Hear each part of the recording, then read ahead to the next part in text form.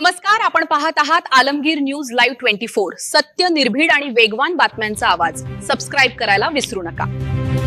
ईद ए मिलादच्या पार्श्वभूमीवर अहिल्यानगरमध्ये शांतता समितीची बैठक। प्रशासनाकडून शांततेचे आवाहन।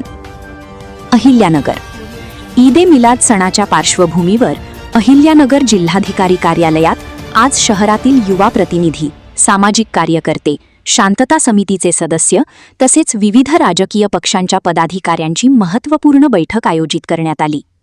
जिल्हाधिकारी पंकज आशिया यांच्या अध्यक्षतेखाली झालेल्या या बैठकीत ईदच्या मिरवणुकीसह शहरातील विविध प्रश्नांवर चर्चा करण्यात आली।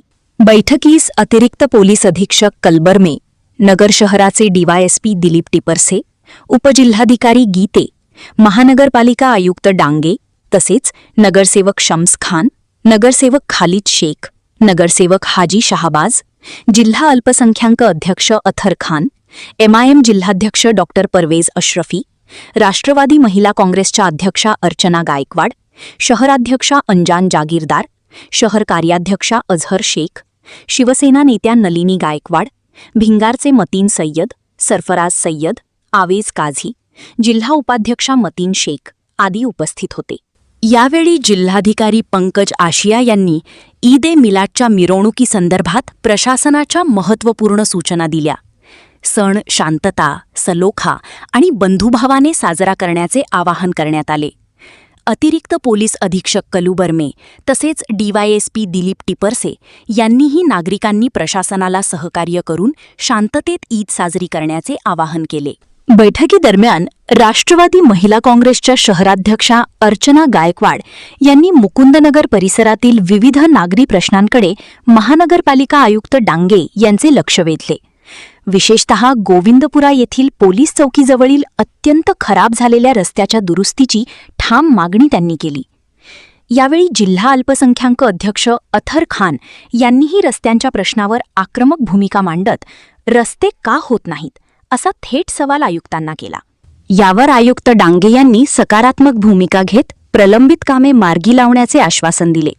तसेच जिल्हाधिकारी पंकज आशिया यांनी मुकुंदनगरमधील मंजूर असलेली कामे लवकरच पूर्ण होतील तसेच आणखी काही रस्त्यांची कामे शासनाच्या माध्यमातून करून घेण्यासाठी प्रयत्न केले जातील असे आश्वासन दिले।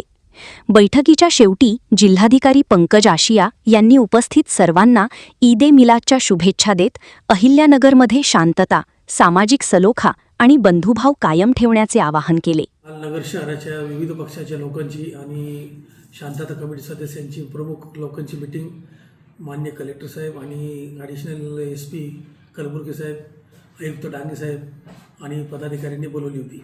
सर्व अधिकाऱ्यांच्या उपस्थितीमध्ये सर्व पदाधिकारी आम्ही उपस्थित होतो। त्यावेळेस मुकुंदनगरच्या विविध समस्याबाबत काही नगरसेवकांनी भूमिका मांडली, पक्षाच्या वतीने आम्ही भूमिका मांडली। मुकुंदनगरचे प्रमुख जे रस्ते आहेत कमीत कमी त्याची डागडुजी करावी अशी ठाम मागणी पक्षाच्या वतीने मी स्वतः मांडली आणि आपले काँग्रेसचे जे नगरसेवक आहेत त्यांनी मांडली, MIMच्या नगरसेवकांनी मांडली। त्यामुळे सर्वांच्या मागणीला सकारात्मक प्रतिसाद देत मान्य कलेक्टर साहेब, आयुक्त साहेब यांनी मुकुंदनगर इथले मुख्य जे 2 रस्ते त्याला पॅचिंग करण्याचे मान्य केले। त्यामुळे सर्वांच्या मागणीला हे यश आलेलं आहे। कोणत्या एका पक्षाच्या मागणीला यश आलेलं नसून सर्व सामूहिकरित्या मागणी केल्यामुळं आपल्या सर्व मुकुंदनगरवासियांचा हा रस्ता होत आहे।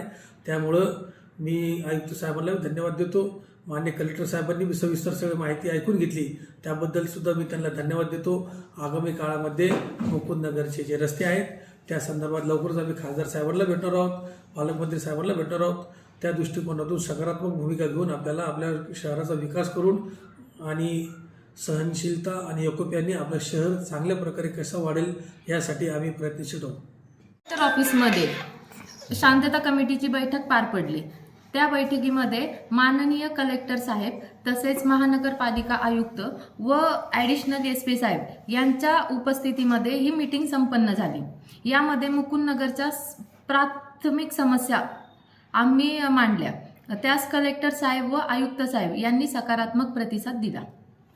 लहान लहान मुलं जातात, वयस्कर महिला जातात, तर तिथे जर केलं तर फार व्यवस्थित होईल अशी मी जाहीर मागणी करते।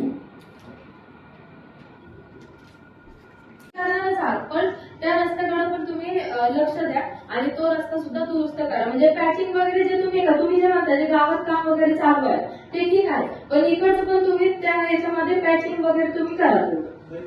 गोविंदपुरापासून आज जाण्याचा रस्ता जी मंजूर आहे कॉन्क्रीटचाच रस्ता आहे, बरोबर. ती गावातली कामं संपली की आपण ते काम कारण की काय होतं, टू व्हीलर वरनं पण जाताना आता पावसाचं पण सीझन आहे, टू व्हीलर वरनं जाताना पण आम्हाला तो प्रॉब्लेम येतो त्या रस्त्याने जाता. ते बनवून देऊ आपण त्यामध्ये सर्व.